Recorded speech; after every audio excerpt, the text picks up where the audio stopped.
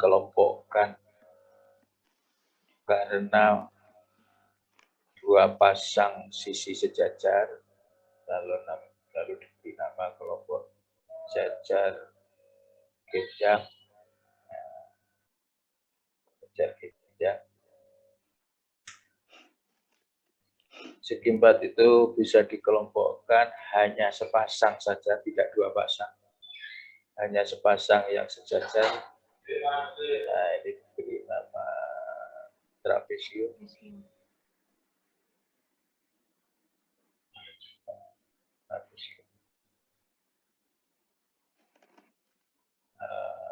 Kemudian segi empat yang itu ada yang dikelompokkan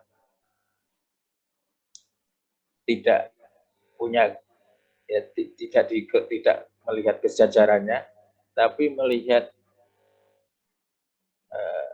sisi yang berdekatan. Segi empat yang dua pasang sisi berdekatan, dua pasang sisi berdekatan kongruen sama panjang, lalu diberi nama layang.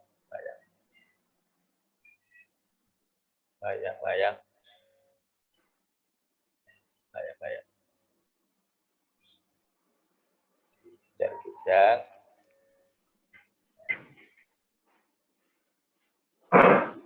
Karena dua pasang, hanya melihat. Kalau yang ini hanya satu pasang saja. Satu pasang yang sejajar. Ya bisa saja begini. Gambarnya pokoknya penting sepasang. Kalau tidak ada. Tapi ada keistimewaan karena sisi yang berdekatan. Misalnya ini sama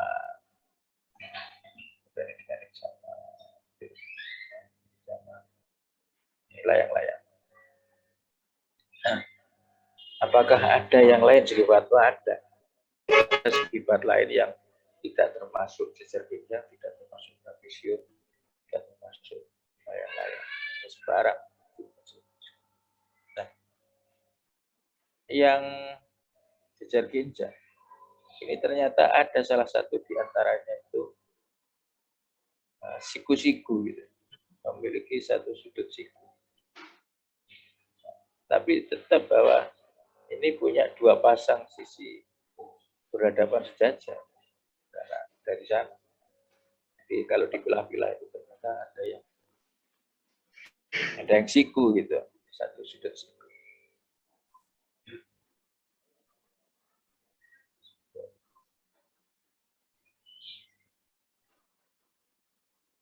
Waalaikumsalam. Oh, yang nggak bisa dirubah, harus tambah halaman tadi. Buat misalnya. Nah, ini lalu diberi nama ini, persegi panjang. Yang menemukan ini yang beri nama ini. Persegi panjang. Persegi panjang. Persegi panjang. Ya, jajar genjang. Nah, ternyata dari sini masih bisa dipilah-pilah. Oh, ternyata ada di antara mereka itu yang semuanya sisinya sama ternyata.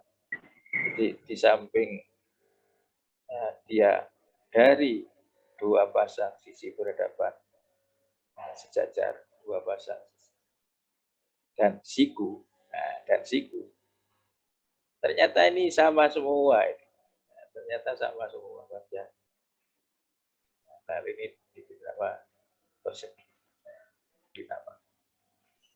Ya, begitu. Nah, ketika sudah persegi, ini kan lahir dari persegi panjang. Persegi panjang. Lahir dari jajar genjang. Nah, sehingga apa yang dimiliki, sifat apa yang dimiliki oleh persegi panjang, jajar genjang itu dimiliki oleh persegi. Tapi sifat yang dimiliki oleh persegi itu bisa tidak dimiliki oleh persegi panjang maupun jajar genjang. Ya, bisa tidak bisa. Satu contoh, persegi ini semua diagonalnya sama panjang. Persegi ini diagonalnya sama panjang, tapi persegi panjang enggak punya. sehingga sifat anak itu bisa melebihi dari sifat orang tua gitu. Kalau sifatnya orang tua itu apa diturun dengan anak. Bapak nakal ya anak iso nakal. Tapi ada sifatnya anak yang bapak gak iso nerok. Itu tadi. Apakah persegi ini tidak boleh disebut persegi panjang? Oh boleh. Persegi adalah persegi panjang juga. Anak turunnya. Persegi panjang adalah jajar genjang. Boleh. Sehingga semua sifat yang dimiliki jajar genjang dimiliki oleh persegi panjang. Termasuk rumus luasnya juga begitu. Sekarang ke layang-layang.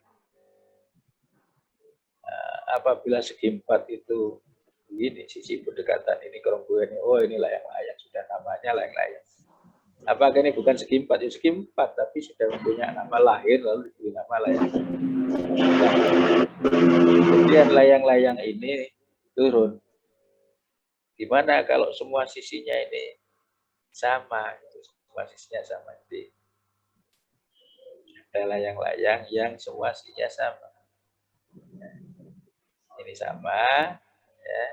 Tapi ke sini juga sama gitu. Jadi sama semua. Sama semua. Ini yang namanya belah ketupat. Ya.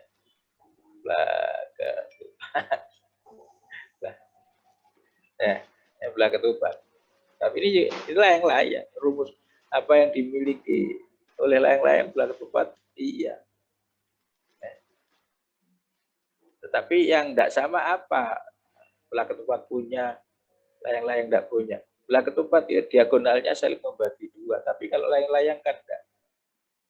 Diagonalnya hanyalah salah satu yang bisa membagi dua diagonal satunya. Tapi kalau belah ketupat diagonalnya saling membagi dua.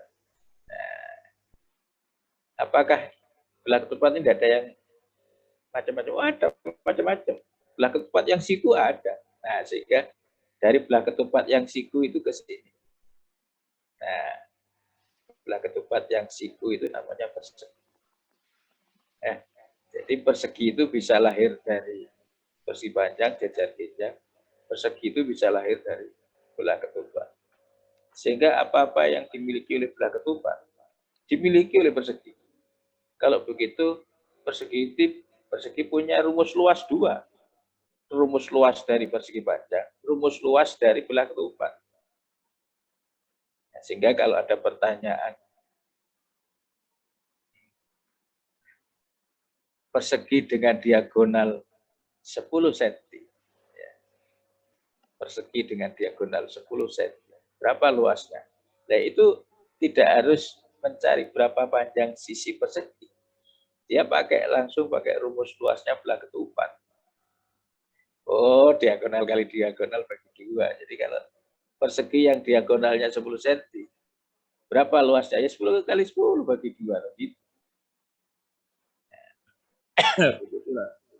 Nah, trapesium ini ada yang ini nama trapesium, gambarnya saya gilikan menghapus. Ini satu kesatuan trapesium. Ini trapesium. Nah, trapesium ini ada yang sama kaki, ada yang siku-siku, ada yang sama kaki, kakinya sama, yang sejajar, sejajar. Kan cuma sepasang saja yang sejajar. Ini kaki, ini kaki. Kalau menghadap ke atas, pakai kakinya udah apa? Tiduran. Sama kaki. Nah, begitu trapesium sama kaki, maka muncullah nama baru untuk sisi yang sejajar, ini namanya alas. Ya, baik yang panjang maupun yang pendek, itu namanya alas. Karena ini sudah kaki. Trapesium sama kaki. Jadi ini alas. Maka istilah sudut alas pada trapesium, itu hanya muncul pada trapesium sama kaki. Kalau trapesium yang lain, yang di atas ini. Apa ada sudut alas? Ya tidak ada. Nama sudut alas itu hanya diberikan pada trapesium sama kaki. Nah, ini namanya sudut alas. Sudut alas pada trapesium sama kaki adalah kongruen. Nah, misalnya begitu terimanya. Sudut alas. Ini sudut alas.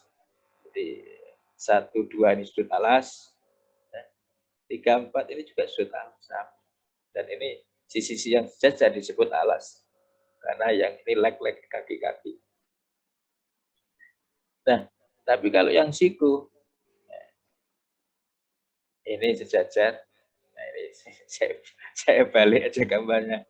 Karena kita terbiasa, guru terbiasa sisi yang pendek ditaruh atas. Nah, ini. Yang sejajar kok sepasang, berarti tidak trapesium. Tapi trapesium. Nah, ternyata ini, yang ini siku. Oh, trapesium sama kaki. Trapesium sama kaki. Trapesium siku-siku. Trapesium siku-siku. Ya adanya ya karena trapesium. Kalau pada persegi kan satu sudut siku ini bisa untuk membuktikan sudut siku yang lain, yang 3 yang lain. Tapi kalau pada trapesium kan hanya cuma bisa buktikan satu saja kalau ini bawah yang atas. Pada trapesium siku tidak ada istilahnya alas, tidak ada. Apakah sisi yang sejajar itu alas? Oh, tidak, bukan, tidak ada. Ya sisi yang sejajar. Kemudian 2 sisi yang lain kita sejajar. Sama seperti ini ya. Segitiga. Munculnya nama sisi miring. Munculnya nama sisi miring khusus pada segitiga siku saja. Ya, ini kan juga miring, Pak, misalnya. Oh, enggak ada sisi miringnya kalau segitiga, bukan siku ya. Apalagi ini segitiga tungkul, enggak ada sisi miringnya, enggak ada. Nah, seperti itu. Jadi matematika itu ilmu yang dibuat, saya katakan ilmu yang dibuat. Oleh sebab itu perhatikan si pembuatnya itu mengatakan apa di mana gitu ya. Hipotenusa itu sisi miring ya hanya muncul pada segitiga siku. Dan ketika ini diberi nama sudut apa sisi siku, sisi miring, baru ini diberi nama sisi siku. Sehingga Pythagoras selalu mengatakan bahwa kuadrat sisi miring sama dengan jumlah kuadrat sisi siku. Sederhana itu bahasa, karena simbol itu. Jadi, kuadrat sisi miring,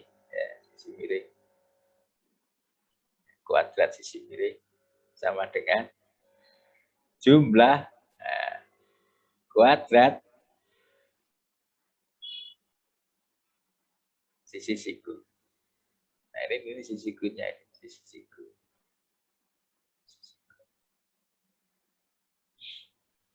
Kenapa ini di bahasanya di kenapa kok jumlahnya di depan?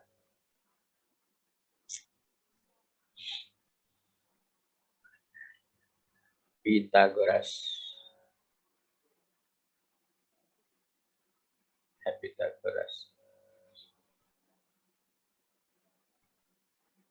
Kuadrat sisi miring.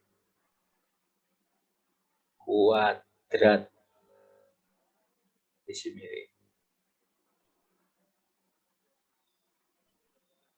Nah, sirik, ya. Kenapa ini tidak sisi miring kuadrat? Nah, ini matematika. Kenapa enggak sisi miring kuadrat? Tapi ini kuadrat sisi miring. Kenapa? Matematika itu yang disebut dulu, yang disebut terakhir itu yang paling dekat, yang paling diingat. Nah, semakin jauh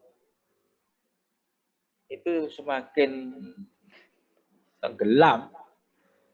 Yang baru saja disebut itu adalah yang disebut terakhir. Itu yang paling diingat.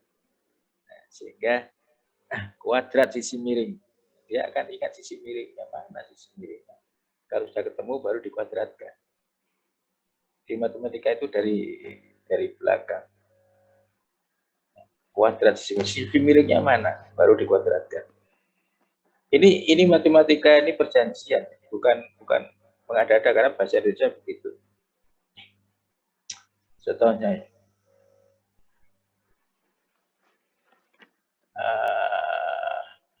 orang-orang kalau pidato, bapak-bapak, ibu-ibu, mesti begitu.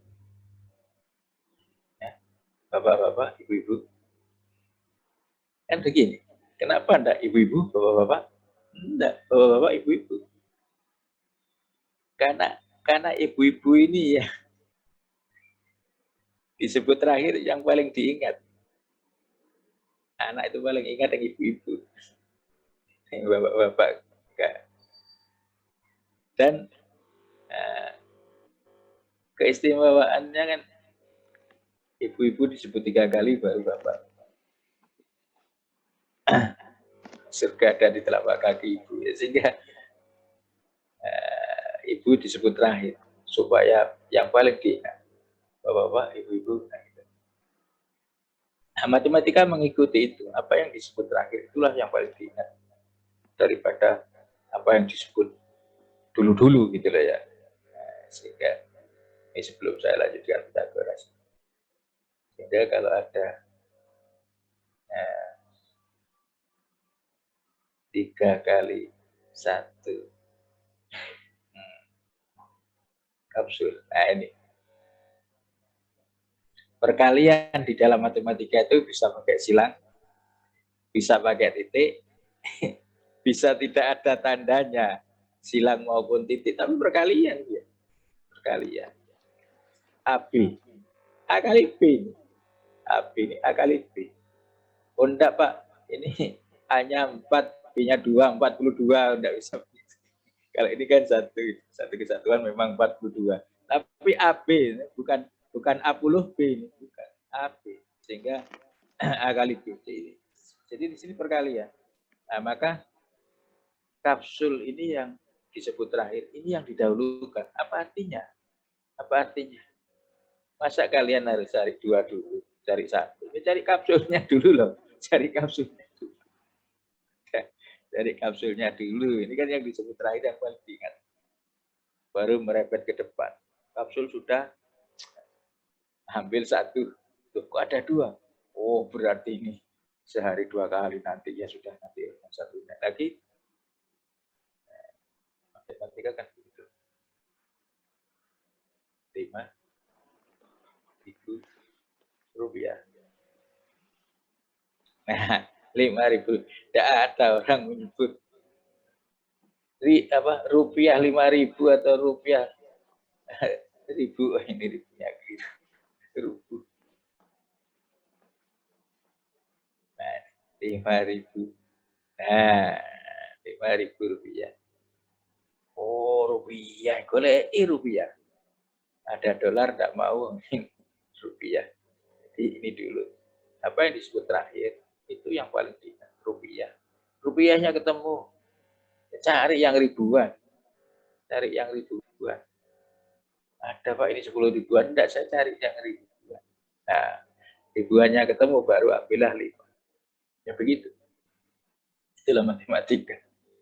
Ya, jadi penamaan matematika mengikuti perjanjian, mengikuti apa yang ada di kehidupan. 5.000 rupiah, ya rupiahnya cari, baru ambil, cari ribuannya baru ambil 5 lembar. Baik, ke Pitagoras sekarang. Jadi kita katakan bahwa Pitagoras itu untuk segitiga siku, di mana segitiga siku baru ada namanya sisi miring, sisi siku. Nah, segitiga yang lain tidak ada sisi miring, tidak ada. Barulah Pitagoras mengatakan bahwa sisi miring kuadrat, ya gitu. Nah kan ini A ini B.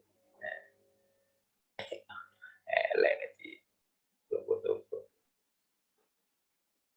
Nah, katakanlah ini A, ini B, ini C. Sisi miring kuadrat, oh C. jumlah kuadrat sisi siku. Nah, perhatikan jumlah kuadrat sisi siku. Sisi miring kuadrat. Nah, makanya unik matematika itu unik sebenarnya. Sisi miring kuadrat. Nah, lalu kuadratnya dimasang. Baru ke depan sisi miring OC. Nah, ini sama dengan ini. Jumlah kuadrat sisi siku. Nah, yang disebut terakhir adalah sisi siku. Nah, jadi begini tulisnya. Baru ke depan. Jumlah kuadrat sisi siku. Oh, kuadrat. Nah, tadi nyebut apa? Jumlah kuadrat sisi siku sudah. Jumlah yang ini jadi lain dengan kuadrat jumlah. Nah, kuadrat jumlah. Kuadrat jumlah sisi siku. Ya, sisi siku. Oh, sisi siku. Ini A, ini B. Nah, gini. Ya. Kalau ini. Sisi siku. O, A, B. Dijumlah. Ya, dijumlah. Dikuadratkan. Nah, ini. Lain. Nah, lain. Kalau ini adalah jumlah kuadrat sisi siku. Nah, kita ulangi. Matematika semuanya begitu ya. Yang kedua. Yang disebut terakhir. Jumlah kuadrat sisi siku. O, A, B. Jumlah kuadrat sisi O kuadratkan. Terakhir dijumlah. Nah, begini jadinya. Beda dengan kuadrat jumlah sisi siku. Nah, sisi siku AB. Jumlah baru dikuadratkan. Lain. Nah, begitu. Sehingga seperti di sini juga begitu. Sebetulnya bisa buka halaman baru.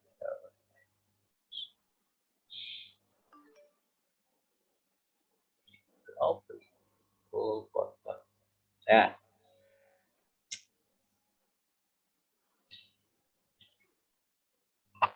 Trapesium sama kaki. Siku-siku. Nah, belah ketupat. Jadi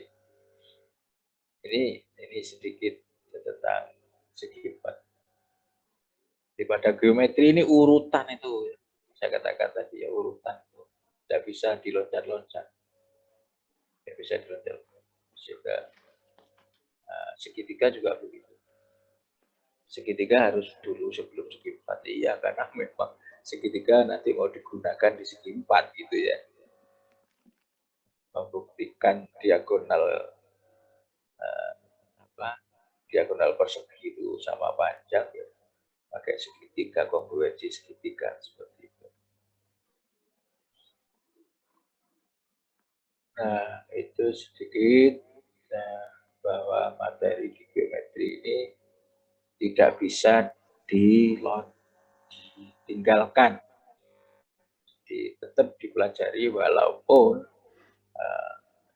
tidak tersampaikan oleh temannya, tetap dipelajari. Karena itu berkesinambungan, tidak bisa loncat-loncat. Lain dengan yang lain. Apakah konjungsi, disjungsi, implikasi misalnya begitu ya. Orang mau konjungsi dulu apa mau disjungsi dulu itu tidak ada masalah. Mau implikasi, tapi memang pengerjaan itu yang ada urutan. Pengerjaan, operasi, pengerjaan. Matematika juga begitu ada.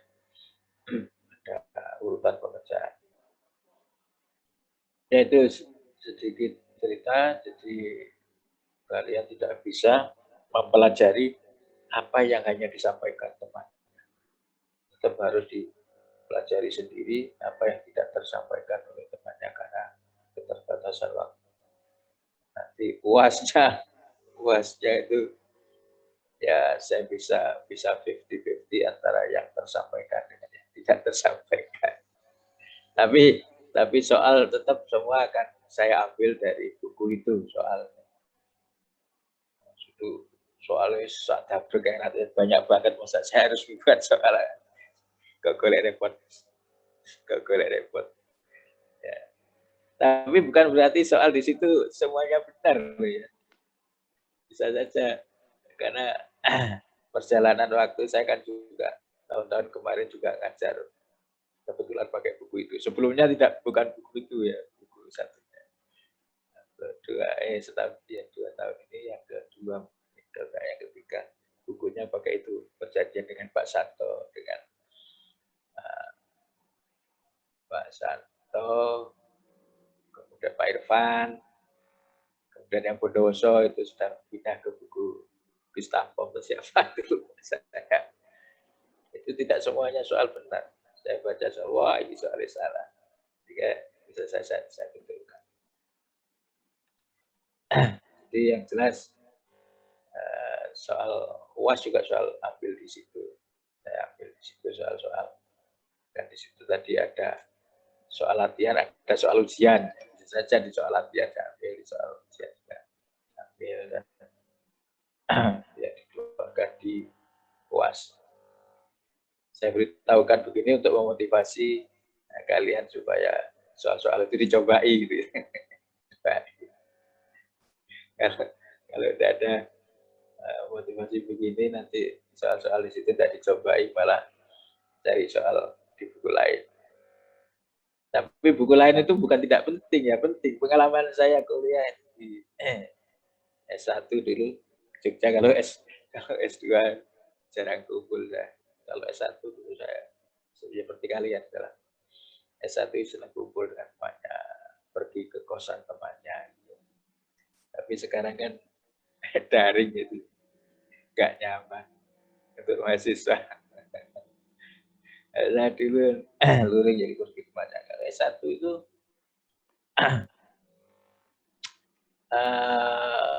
soal-soal begitu berdiskusi dengan teman. Sehingga ada teman yang sempat baca buku-buku yang lain gitu. Gurunya, dosennya memang buku utamanya itu, tapi buku-buku yang lain banyak kan. Ternyata perbedaan buku satu dengan buku lain itu, ya, pengalaman saya. Perbedaannya, kalau materinya sama, namanya geometri analit itu sama, materinya yaitu sampai kapanpun belum berubah. Pak Irfan buat buku apa itu baru geometri analit, yaitu materinya. Apa yang beda? Yang beda adalah penyajian contoh soal dan soal-soal latihan. Di buku satu itu soal latihan menjadi contoh di buku kedua, begitu loh. Kemudian di buku satu, contoh soal di buku satu itu menjadi soal latihan di buku yang lain. Sehingga waktu itu kita kan tahu sudah dengan teman.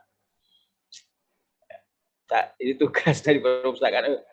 Kamu cari buku analit yang ini. Semua soal, contoh-contoh soal di copy, dicatat, tidak ada copy, dicatat. Artinya apa? Ujiannya itu yang saya persiapkan dengan teman-teman. Ternyata ya banyak betulnya bahwa dosennya itu ternyata juga alasan-alasan kayak soal. Tapi dosennya mati-mati, saya buku utamanya pakai ini, yang lain ya boleh dibaca, boleh tidak gitu kayaknya. Boleh baca, boleh tidak. Tapi buku utamanya adalah ini, simbol-simbol pakai buku yang ini, cara mengerjakannya juga pakai buku yang ini. Ketika ujian, ternyata contoh-contoh soal dari buku lain itu dikeluarkan. Karena dosennya rasa-rasa kayak kunci gitu loh ya. Rasa-rasa kayak kunci. Ya sudah, saya dengan teman-teman tertawa aja. Wah ini dari buku yang ini nih contoh soal dikeluarkan ujian. Begitulah unik senangnya ya. Siswa itu sama dosennya apa itu? Kocok-kocokan gitu loh, kocok-kocokan. Dosen itu ngocok-ngocok mahasiswa kayak soalnya nggak dewe, bisa nggak kuncinya, ternyata ambil dari buku yang lain. Ya, lalu mahasiswanya juga tertawa-tertawa. Kok buku lain tak cekel ya kan gitu. Ya gitulah. Jadi dosen ini, tapi kalau saya zaman saya dulu memang wah, dosennya itu betul-betul ngerjain mahasiswa. Karena apa? Sak kelas iso gak lulus kabeh semesteran itu bisa. saya dulu itu di Jogja, dosennya dari GM statistik inferensial. Pada apa ya, semester ulangan gitu. Jadi ujian ulang. Ada ujian pertama, lalu ada seminggu berikutnya itu ujian ulang. Oh, itu dosennya bisa nulis. Semua mengulang. Wah, enggak dikoreksi dari gitu. Tapi tidak ada yang protes, mahasiswanya tidak ada yang protes. Ya ikut ulang semua. Ternyata setelah ikut ulang, teman 30 itu lulus cuma 10. Ya tidak apa-apa. Tidak ada yang protes itu. 20 yang lain yang ulang semester yang akan datang. Sehingga terjadi juga ketika akhir itu saat semester nganggur. Karena kuliah karena coba ngulang di semester ke-6. Itu terjadi. Kalau sekarang enggak. Saya merasakan saya ikut-ikut juga yang muda-muda. Tidaklah, kalau lulus itu pasti lulus. Tapi yang namanya istilah Jawa itu ngoco-ngoco ya pasti masih ada. Untuk kepuasan di situ. Bisa ngoco-ngoco muridnya gitu ya. Seneng dosennya. Muridnya juga begitu. Kalau ngoco-ngocoannya ketebak begitu ya murid. Ketebak, ya seneng juga sama. Jadi dijanjikan hiburan kuliah, jadi tapi bukan kalau dulu wah betul-betul sampai ke nilai. Kalau sekarang nilai tidak jadi beban untuk mahasiswa, dosen mudah nilai. Tapi kalau yang namanya ke mahasiswa tetap memberi soal jajar iki iso ora, itu pasti soal iki iso ora itu pasti. Kalau dulu saya kuliah itu itu soalnya digolek nang buku liya, kadang-kadang dosennya duwe buku tapi nang perpustakaan enggak ada, itu gak diomong nih nang mahasiswa.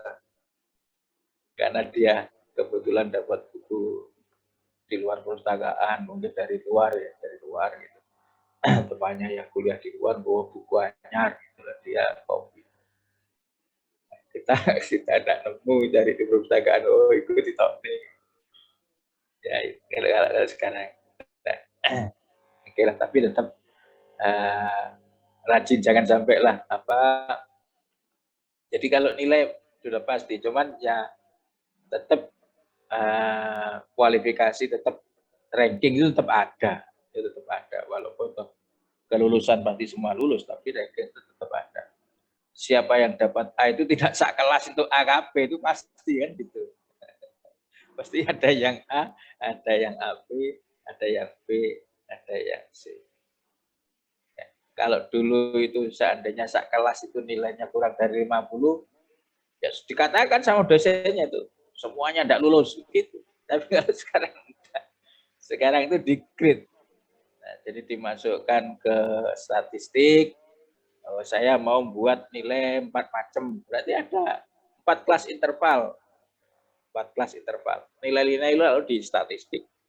Nilai mana yang di kelas pertama, kelas 2, kelas 3 kan ada rata-rata, ada simpang baku, pakai rumus itu sehingga bagaimanapun juga nilai tertinggi akan masuk di kelas nilai A. Loh kan gitu, pasti itu sudah. Jadi kalau ini saya ini dapat 51, ya begitu lihat, oh nilai saya kok 51. Jangan susah dulu. Sekarang jangan susah dulu. Lihat nilai-nilai yang lain, lihat nilai temannya yang lain. Oh, yang lain di bawah 50, ya pasti saya A. Itu bisa dipastikan sekarang. Walaupun 51 masih dapat. Karena apa? Karena kan dibawa ke statistik itu. Karena bukan sistem apa ya? Sistem penilaian, ada patokan, sistem penilaian lupa saya pada evaluasi itu. Nah, jadi nilai-nilai itu lalu dibawa ke kelas interval. Kalau mau memberikan 4 macam nilai ya ada 4 kelas interval. Kalau mau 5 macam, kalau mulai dari misalnya CB, B, BAA kan 4 macam. Kalau mulai dari C ya C, CB, B, B, A, ini 5 macam. Ya dibawa ke kelas interval 5 kelas. Sehingga nanti nilai tertentu akan masuk di kelas mana. Nilai terendah ya mesti di kelas terendah. Oh, kelas terendahnya C misalnya. Ya ada yang C. Ada yang D, oh enggak ada. Enggak ada kan akan masuk ke kelas interval itu. Jadi bagaimanapun juga ranking itu kepada, jadi tetap berlomba untuk mendapatkan nilai tertinggi. Apakah nilai tertinggi itu tunggal? Oh enggak. Kelas interval itu tidak sebuah nilai, sebuah data. Enggak. Kelas interval itu kan ada batas bawah, batas atasnya, sehingga bisa banyak nilai masuk di situ. Jika A itu tidak hanya cuma 1, bisa saja 2, 3 orang, 4 sampai 10 bisa saja. Nah, karena kan sebuah kelas interval di statistik itu kan ada batas bawah, batas atas. Masuk kelas berikutnya ya batas bawah, batas atas ada. Nah, sehingga karena nilai itu tidak tunggal, yang A tidak tunggal banyak, sehingga saya harapkan juga jangan medit-medit gitu loh. Ketika belum UAS itu ada temannya ya tanya, diberitahu aja kalau memang bisa. Karena pengetahuan seseorang itu akan melekat kalau dia bisa menyampaikan apa yang telah dipelajari. Itu semakin melekat itu ilmunya. Tapi kalau belajar sendiri, ngerti, baca ngerti, sudah ngerti, itu tidak 100% menjadi mengerti. Artinya bangun tidur lalu ditanya itu bisa lupa. Tapi orang yang membaca, mengerti, dan menyampaikan ke temannya, apalagi sering menyampaikan ke temannya yang tanya-tanya, itu bangun tidur ditanya tetap ngerti dia. Bangun tidur langsung ditanya ngerti. Jadi betul-betul melekat 100%. Jadi saya harapkan kalau gitu ya karena ada seleksi, ya jangan sampailah apa yang saya ngerti saya turunkan ke teman, jangan. Kecuali kalau UAS. Saat UAS ya jangan lah, jangan ditung-tung. Kalau zaman saya dulu karena dosennya begitu ya, dosennya sak kelas gak lulus kabeh ya, sehingga teman-teman itu ya disetting. Saya pinter-pinter lo ngarep begitu, pinter-pinter lo ngarep. Loh, 4 soal itu bisa 4 lembar pekerjaan, tidak 1 lembar. Jadi ambil kertas, ya kertas ujian di depan itu, kopian soal, 4, ambil 4 lembar kertas. 1 lembar 1 soal. 1 soal 1 pekerjaan, 1 lembar 1. Kenapa? Begitu mengerjakan itu disaut sama teman belakang. Tarik ke belakang. Si gurunya nyentuh gitu. Nanti baru 10 menit sebelum berakhir kembali sudah ngumpul itu 4 lembar, sudah setepes itu, Bu. Itu enggak ada, dosennya juga enggak tanya. Oh, ini kok sampai 4 lembar nih? Enggak ada gitu. Jadi kalau sekarang ya kan sudah kalau lulus pasti, tapi tetap seleksi itu tetap itu alam. Bukan berarti nanti nilai-nilai tertinggi itu pasti penerimaan pegawai negerinya lebih cepat juga belum tentu, itu nasib itu sudah. Di nasib. Jangan sampai wah itu terpikirkan, jangan sampai itu terpikirkan bahwa mereka yang nilainya tinggi, transkripnya tinggi, pasti dia akan jadi pegawai negeri lebih duluan. Oh jangan berpikir begitu. Kalau berpikir begitu nanti gitu ke temannya itu. Temannya tanya, ya memang kalau UAS itu kerja sendiri-sendiri, kalau kerja sama itu tetap boleh. Tapi untuk jadi pegawai negeri itu tidak berarti IP yang tertinggi itu pasti diterima lebih dulu. Belum tentu. Bahkan Istri saya juga pernah namanya heran. Wah, koncoku ikut jadi kepala sekolah. Dulu sekolahnya padahal nunut aja loh gitu loh. Itu sekolahnya nunut aja kancane. Ternyata sekarang jadi kepala sekolah gitu. Nah, jadi nasib kita ya. Jadi, bagaimana prestasi itu ya kan untuk syarat awal penerimaan pegawai. Kalau IP-nya 2,5, mana mau dosen? Oh, dosennya ada batasan. Daftar dari dosen harus S2, nah kan itu kita seleksi. S1 nggak boleh, nah, seleksi di samping itu nanti transkripnya S2 harus berapa. Tapi untuk jadi guru S1, apakah S2 pasti lebih dulu diterima untuk jadi guru dibanding S1? Ya tidak juga. Tidak juga, karena syaratnya kan S1. Ijazah S1 dia juga.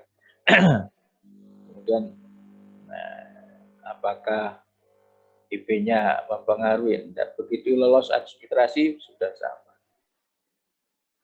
Ya begitu, jadi tetap kerjasama di awal. Jadi saya anjurkan dengan teman-temannya. Kemudian kalau UAS ya bagaimanapun juga kerja sendiri-sendiri. Kemudian kalau tugas, ya, bukan berarti kalau ada tugas temannya nyuntuh itu boleh. Enggak boleh, boleh temannya nyuntuh boleh. Cuman yang perlu diperhatikan, di komputer akan terbaca kapan dia unggah, nah itu kapan dia unggah, tanggal dan waktunya akan tercatat gitu ya. Nah itu bolehlah jadikan dulu-duluan. Setelah unggah lalu temannya tanya, nggak apa-apa. Yang penting saya kan sudah unggah gitu, nggak lebih dulu dari yang lain karena saya bisa.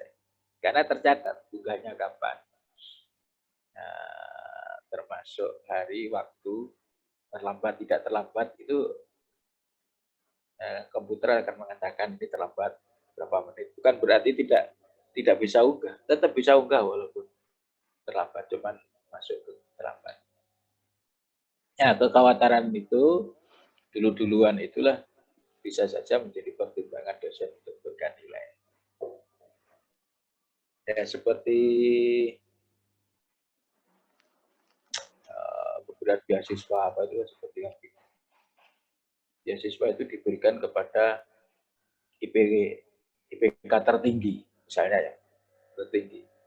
Bagaimana Pak IPK tertinggi dia dicapai oleh mahasiswa yang 3,5 tahun lulus. Satunya IP tertinggi dicapai oleh mahasiswa yang 5 tahun lulus. Nah, itu kan lain itu. Sama-sama tertingginya. Nah, kalau itu pasti beasiswa akan memilih memberikan IP tertinggi kepada yang tercepat. Kepada yang tercepat itu beasiswa. Tapi kalau pegawai negeri, nah, jadi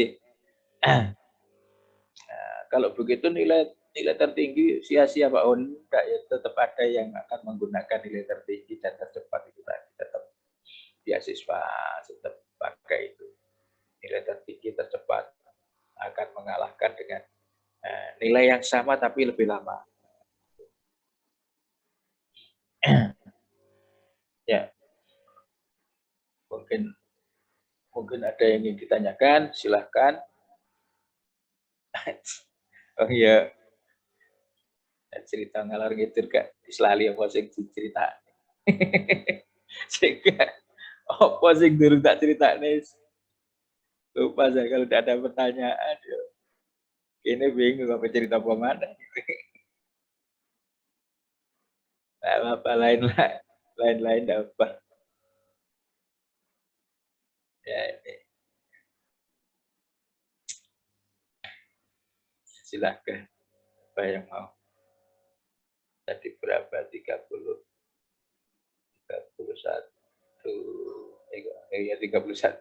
Satunya saya. 30. 33 10 ya sudah.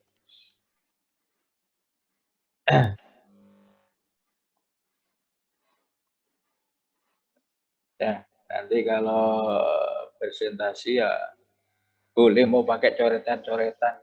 Kalau kebetulan punya mouspen, mouspen. Nah, kalau kebetulan punya mouspen apa-apa sambil coret-coret.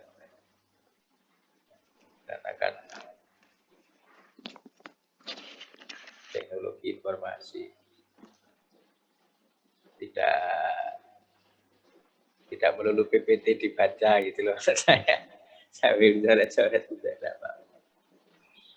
Sambil ditulis-tulis. Tidak tahu sekarang dari mouspen bisa tulis.